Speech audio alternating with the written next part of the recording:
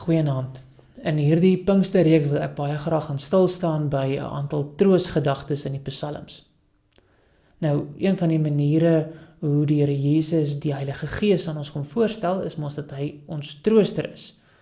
Hy sê mos hy sal die trooster na ons stuur. En my gebed is dan nou wanneer ons in hierdie tyd oor die uitstorting van die Heilige Gees dink, dit is mos waar Pinkster gaan, dat ons ook diep geraak sal word wanneer ons die troostgedagtes in psalms raak sien. Dat die trooster ons met daardie gedagtes sal kom troos in hierdie tyd. Nou, vanaand wil ek spesifiek by Psalm 23 gaan stilstaan. Psalm 23 is miskien een van die bekendste psalms wat in ons Bybels. En my gebed is dat wanneer ons hierdie gedeelte gaan bestudeer, ons opnuut weer waardering sal kry vir hierdie ongelooflike mooi psalm. Ek gaan hom eers vir ons saam lees, dan sal ek vir ons bid en dan kan ons saam daaroor gaan dink. Psalm 23, 'n psalm van Dawid. Die Here is my herder, niks sal my ontbreek nie. Hy laat my neerlê in groen weivelde, na waters waar rus is, lei hy my heen. Hy verkoop my siel, hy lei my in die spore van geregtigheid om sy naam ontwil. Al gaan ek ook in 'n dal van doodskaduwee, ek sal geen onheil vrees nie, want U is met my. U stok en U staf, die vertroos my.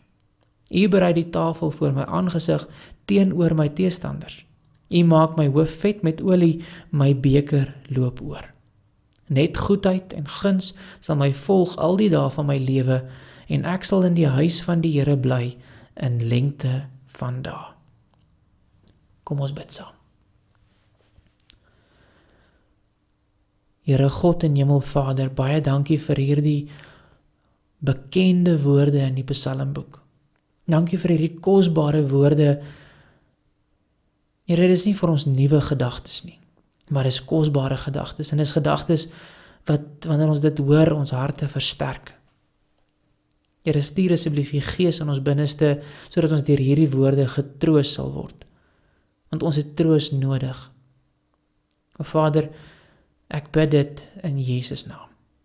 Amen. Psalm 23, soos ek nou gesê het, is miskien een van die bekendste gedeeltes.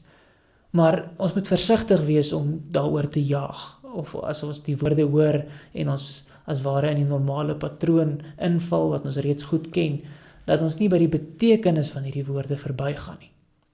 Nou, die eerste sinsnede van die psalm is dat dit 'n psalm van Dawid is. En dit is belangrik, so kom ons gaan dink net vir 'n oomblik presies wie Dawid was. Dawid was die jongste seun van 'n klompie seuns. Ons lees dat hy reeds, dat hy nog steeds jonk was, toe Samuel hom kom salf het as koning, en dat hy van daar af 'n moeilike pad gestap het, totdat hy uiteindelik koning geword het, en as koning het hy ook 'n moeilike pad gestap. Daar was 'n tyd in Dawid se lewe dat hy die minste belangrike werk gedoen het wat daar is, dit is om skape op te pas. Het is ware 'n veldlewe gelei, en hy kon dus nie die luksheid van die huislewe regtig beleef nie. Hy het skape opgepas, die son het hom gebrand, en al die dinge wat daarmee gepaard gaan. Maar daar agter die skape het die Here hom kom uithaal, en daar het hy hom later koning gemaak van Israel. En tot vandag toe is hy die grootste koning wat daar nog in Israel was. Almal verwys na hom as een van die grootste konings van alle tye. Wanneer mens nou gaan dink oor wanneer die psalm geskryf is, dan is dit belangrik om te onthou dat die psalm 2 dele het. Ons almal dink sommer dadelik aan die gedeelte wat oor die skape gaan, en dan dink ons dat Dawid waarskynlik daar agter die skape gesit het en die psalm geskryf het. Maar dan vergeet ons van die tweede deel. Die tweede deel waar hy as 'n gasheer dink, maar ek sit by die tafel van die Here aan, en hy berei die tafel teenoor my teestanders. So in alle waarskynlikheid het Dawid hierdie psalm heel wat later in sy lewe geskryf, toe hy reeds koning geword het, en daar as koning het hy met die gedagtes geworstel. Nou, as mens die psalm net so gaan lees, dan klink dit miskien bietjie stroperig. Sommige mense sal self sê, maar is te veel. Daar die eerste lyntjie wat sê, niks sal my kort kom nie. dis nie die realiteit wat ons beleef nie. En nou moet ons gaan eerlik wees, dis ook nie die realiteit wat Dawid beleef het nie. Ons kan daardie woorde dis nie interpreteer dit te sê, maar ek gaan die volmaakte lewe hê nie. Dis nie wat hierdie Psalm vir ons kom leer nie. Hierdie Psalm is nie stroperig nie. Hierdie Psalm kyk op 'n harde manier na realiteit. Ons dink baie keer dat hierdie Psalm is ware van die skapies daar in 'n lowergroen weiveld praat, met pragtige bome en 'n riviertjie en dis baie keer hoe ons oor Psalm 23 dink en dan is daar sulke sagte wolkies en die sonstraaltjies wat so deur die wolkies filter en die herder wat sing of iets van, dis die prentjie wat daar baie keer in ons gedagtes is oor Psalm 23. Maar as jy mooi gaan kyk, dan is dit ver verwyder van wat werklik hierso staan. Hierdie Psalm kyk op 'n verskriklik realistiese manier na die realiteit. En te midde van hierdie realistiese, harde manier om na die realiteit te kyk, kom gee hierdie Psalm diepliggende, ongelooflike groot troos. Ek dink dis troos wat ons in hierdie tyd met ons kan saamvat. Die eerste gedagte, die Here is my herder. So Dawid dink terug aan 'n tyd toe hy herderseun was, en hy onthou hoe hy die herders, die skape versorg het. Hy onthou hoe hy gesorg het dat hulle kos het, dat hulle water het. Hy onthou hoe hy verantwoordelik was vir hulle, hoe hy hulle lewe moes help beskerm. En hy dink terug en hy sê, maar wie doen dit vir my? Ek het dit vir die skape gedoen, maar wie doen dit vir my? Wie sorg op daardie manier so vir my? Want ek het ook iemand nodig wat so vir my sorg. En dis dan daar waar Dawid kom en sê, maar die Here is my herder. Hy is die een wat elke dag by my is. Hy is die een wat elke dag sorg dat ek het wat ek nodig het, dat ek die kos en water het, dat ek rusplek het. Hy is die een wat my elke dag weer terugbring in die kraal. Hy is die een wat my teen die predators, die roofdiere beskerm. Hy is die een wat daardie rol vir my vertolk. Hy is die een wat nooit ver van my af is nie.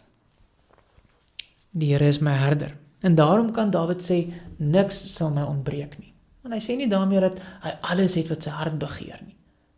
Hy sê nie daarmee dat sy lewe net luksheid is en lui lekkerte is nie. Dat hy sy vingers klap en dan is dit wat hy wil hê daar nie. Alles behalwe. Hy sê nie hy het alles wat ek wil hê nie. Hy sê niks sal my ontbreek nie. En daarmee maak hy 'n belydenis voor die aangesig van die Here. Hy sê, dit wat ek het, is dit wat die Here vir my gegee het, want dit is wat die Here gereken het nodig is vir my in hierdie situasie. En daarom kan Dawid selfs te midde van honger te sê, niks sal my ontbreek nie. Want hy weet dat wat ook al hy het uit die hand van die Here ontvang, is dit wat nodig is sodat hy getroos kan lewe en sterwe. Nou, ek dink dit gee vir ons 'n nuwe perspektief om na beproewinge te kyk. Dit gee vir ons 'n nuwe perspektief om na moeilike omstandighede te kyk. Dis iets wat uit die hand van die Here uitkom met 'n spesifieke doel. Want die Here het gereken dat ek hierdie ding nodig het ter wille van my saligmaking. Nou, om dus in moeilike omstandighede te sê dat ek die Here vertrou met hierdie omstandighede, want dit is uit die Here se hand uit, is 'n groot belydenis van vertroue. Want daarmee sê jy, Here, ek vertrou dat hierdie ding my nie gaan stukkend maak nie. Dat hierdie ding vir my ten goeie sal wees. Maar dis wat Dawid hier kom sê. Niks sal my ontbreek nie. So daar is 'n groot stelling om te maak. En dan gaan hy verder, hy sê, hy laat my neerlê in groen weivelde, na waters waar rus is, lei hy my heen. Nou, in Judea en omstreke is daar weivelde. En wanneer ons nou dink aan groen weivelde, dan is dit presies waar ons daai prentjie vandaan kry van die groen gras en die bossies en die water en die bome en al die goeders. Maar in realiteit is dit alles behalwe daardie idilliese prentjie wat ons altyd in die kinderbybels raak sien. Daar is sulke graspolle amper so daar in die Karoo, en die herders het nooit te lank op een plek stilgestaan nie, want daar was nie genoeg kos op een plek nie. En daarom het die herders met die skape as ware so loop en wy. En terwyl hulle so geloop en wy het hy heeltyd die regte kant van die valleie en die heuwels gesoek, sodat hy aan die regte kant kom waar die groenigheid is. Wat Dawid dus in wese sê is dat, soos wat skape deur 'n herder gelei word om die groenigheid oral te gaan soek daar waar dit is, so lei die Here hom in die groen weivelde, dat hy genoeg het om te eet. Stap vir stap, stuk vir stuk, stap die Here met hom die pad, en hy sorg dat hy dan nou hierdie groen weivelde het. En uiteindelik laat hy hom ook rus kry. Hy sorg dat wanneer die son op sy warmste is, hulle by 'n plek is waar daar rustigheid kan wees. Dis tipies hoe die herders in daardie tyd sou werk. En dan na 'n lang dag van weiding in 'n droë omgewing, dan moes daar ook gesuip word. Die skape het water nodig. Hulle kan nie onbeperk sonder water gaan nie. En daarom nie net sorg die herder vir die voedsel wat hulle nodig het, en dat hulle dan daar so langs die groen gedeelte stap en uiteindelik rusplek lê nie, maar ook dat hulle daardie water kry wat hulle nodig het. Hy laat my neerlê langs stille waters. Hy gee vir my dit wat ek nodig het. Hy gee vir my kans om te rus. Dus sien hoe hierdie totaal afhanklike prentjie vir ons geskep word van hierdie skaap wat totaal afhanklik is van hierdie herder wat met hom die pad stap. En dis presies wat Dawid nou daar in die volgende versie kom sê, vers 3 sê hy verkoop my siel. Hy gee vir my wat ek nodig het, nie net fisies nie, maar ook vir my siel gee hy daardie groen weivelde, daardie waters van rus. Hy verkoop my siel, hy maak my versadig in my siel. Nou in die droë omstandighede van Judea is dit eintlik 'n raar gedagte om te dink dat 'n skaap versadig kan word, dat hy verkoop kan wees. Maar dis wat Dawid sê die Here vir hom doen, te midde van die moeilike omstandighede waarin hy is. Hy verkoop my siel, hy maak my siel versadig, nie net my liggaam nie, maar ook my siel, hy gee wat ek nodig het. En dan vra ons maar goed, hoe kan 'n mens in moeilike omstandighede waar jy byvoorbeeld nie kos het nie, met 'n verkoopte siel rondloop? En daardie antwoord kry ons later byvoorbeeld in Psalm 63 en later daar in die Nuwe Testament sien ons dieselfde gedagte raak, is dat hier word die Christen geleer om na God te kyk en by God bevrediging te vind. Selfs al ly jy tekort, selfs al ly jy gebrek, selfs al gaan dit baie swaar, kyk na God. En dit wat jy daar sal raak sien, liewe mens, sal jou siel verkoop, sal jou siel versadig. Dawid het dit hoeveel kere beleef in die moeilikste van omstandighede, dan kan hy nog steeds sê, maar my siel is verkoop, is versadig. Paulus kon dit later in die Nuwe Testament ook sê, dat hy sê, maar vir my is die lewe Christus en die sterwe wins. Vir my is Christus alles.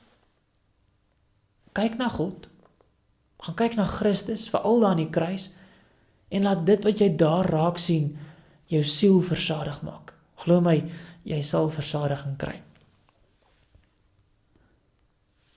En dan gaan hy verder, en hier kyk Dawid dan nie net na dit wat die Here vir hom gee nie, maar ook die pad wat die Here met hom stap, want wat tipies sou gebeur het met 'n herder in daardie tyd, as hy dan nou langs die duine en langs die heuwels daar die groenigheid gaan soek het vir die skape om te eet en hulle laat drink het, dan moes hulle terug gaan huis toe. Maar veral in daai omgewing rondom Jerusalem byvoorbeeld, daar in Judea, was daar diep klowe gewees met roofdiere, met rowers en al die tipe van goeters, en in daardie klowe sou dit tipies baie vroeg donker word. Jy kan nie verwag om hier by 3 uur, 4 uur in die middag al op te hou wy nie, want dan gaan die skape nie genoeg voeding kry nie. Maar jy kan ook nie dink dat jy eers hier by 5 uur, 6 uur gaan begin terugstap huis toe, en dan nou, dat jy nie iewers in die donkerte gevang gaan wees nie, veral in daardie klowe waar het vroeg donker word. En daarom, hierdie herder sorg dat hulle genoeg tyd het om te wei en om te drink en al daardie tipe van dinge. Maar dan moet hy hulle dan nou deur hierdie donker valleie vat. En in hierdie donker valleie is die skape op die meeste blootgestel. Want daar sou hulle dan nou tipies die prooi van roofdiere word, die prooi van struikrowers word en al die tipe van dinge.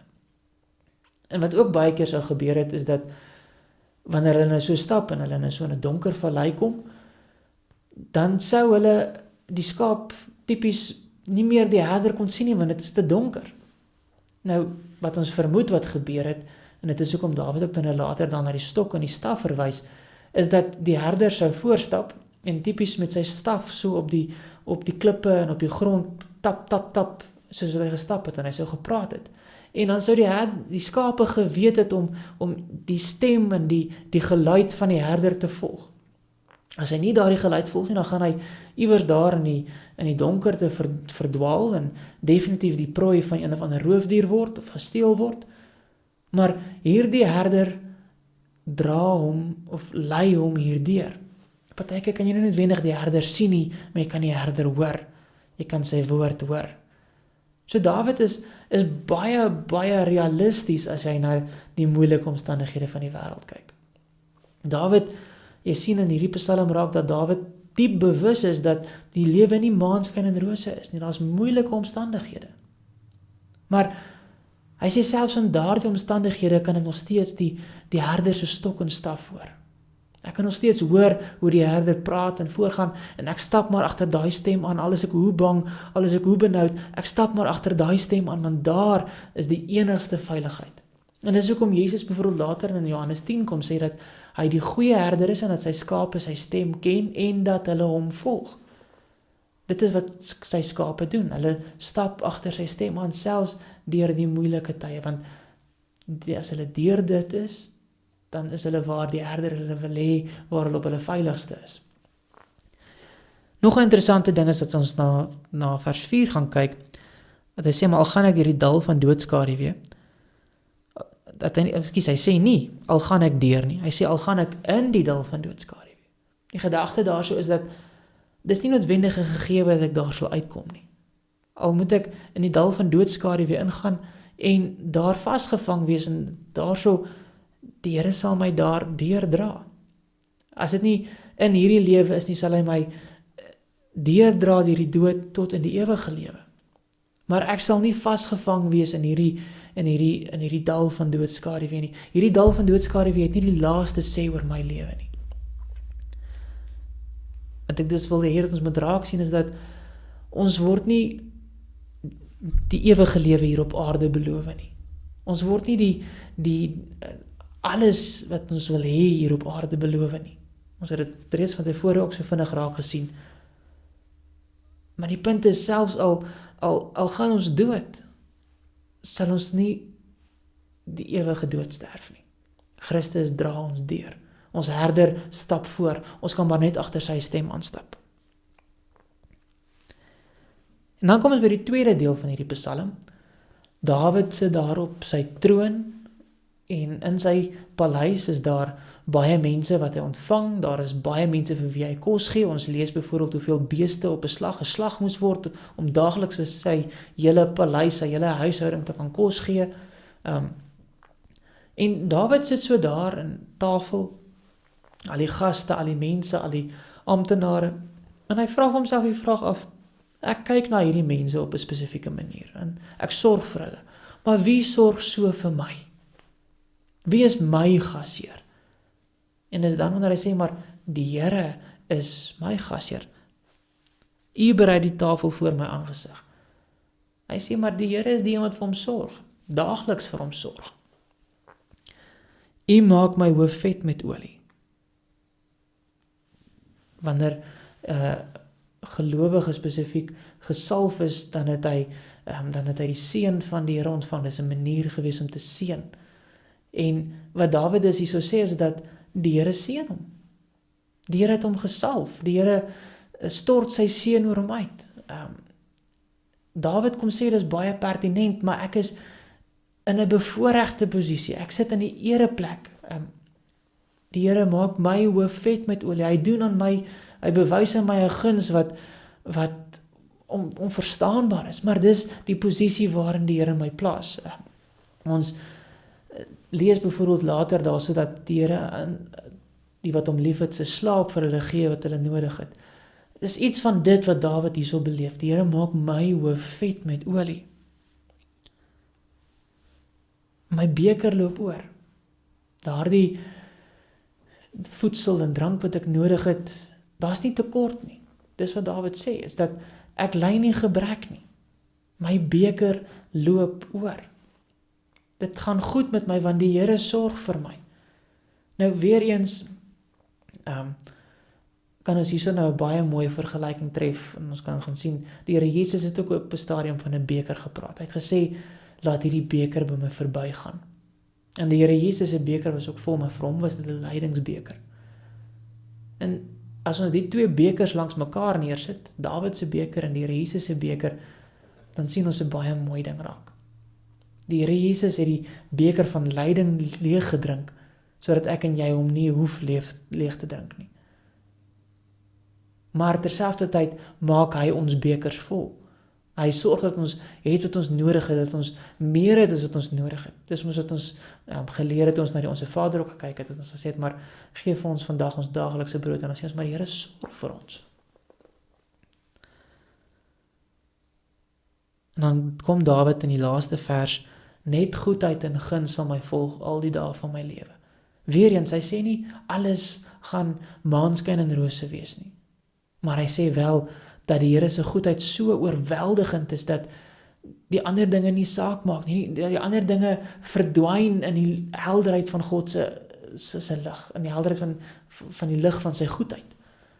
Sy goedheid skyn op so 'n manier dat die seer dinge as ware in die agtergrond verdwyn, want dit weeg net nie op nie. God se goedheid is altyd meer, altyd groter, altyd helderder. Net goedheid en guns sal my volg al die dae van my lewe, en ek sal in die huis van die Here bly in lengte van dae. Ons weet dat daar byvoorbeeld in Dawid se huis 'n man met die naam Mephiboset was. Hy was afstammeling van Jonathan gewees, en ons lees dat hy byvoorbeeld krippel was. En Dawid het as gevolg van sy verbond met Jonathan daardie man Mephiboset in sy huis ingeneem en hom daar 'n tuiste gegee.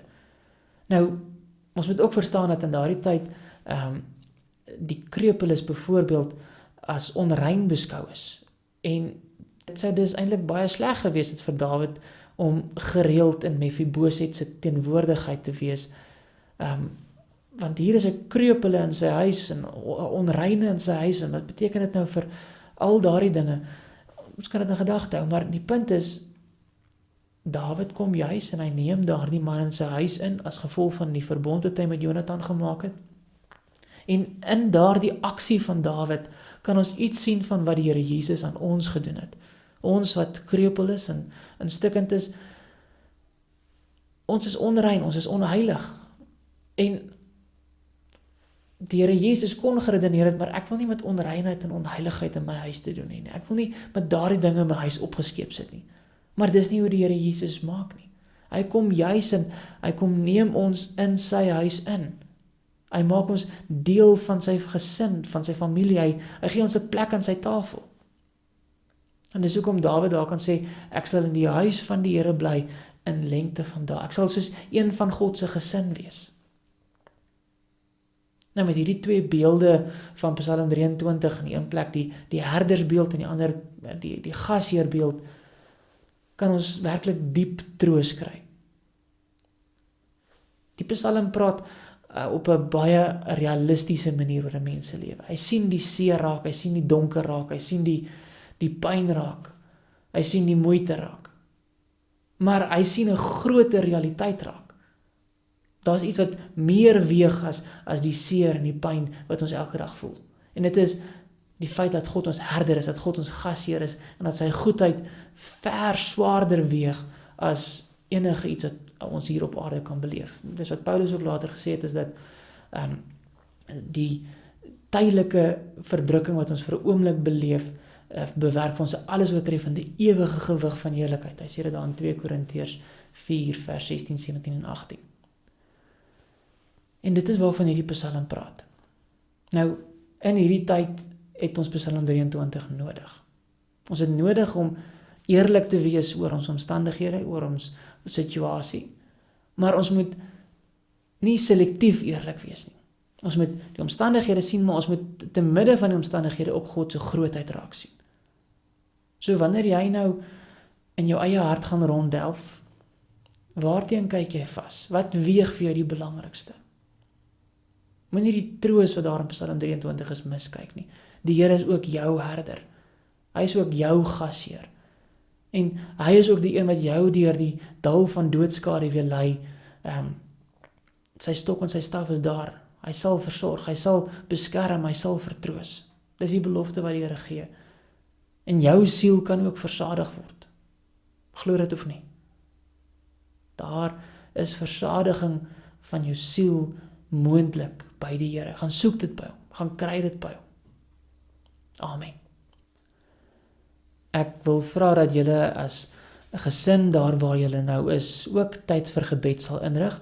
En daarom stop miskien die video nou hier en vra die Here om hierdie Psalm ook van toepassing te maak op julle lewe. Vat elke vers so stap vir stap en gaan bid deur elke vers. Gaan bid vir die gemeente, vir besonderse behoeftes. Gebruik hierdie geleentheid om met jou Here ook te praat en hou Psalm 23 in jou agterkop. Kom ons gaan bid saam.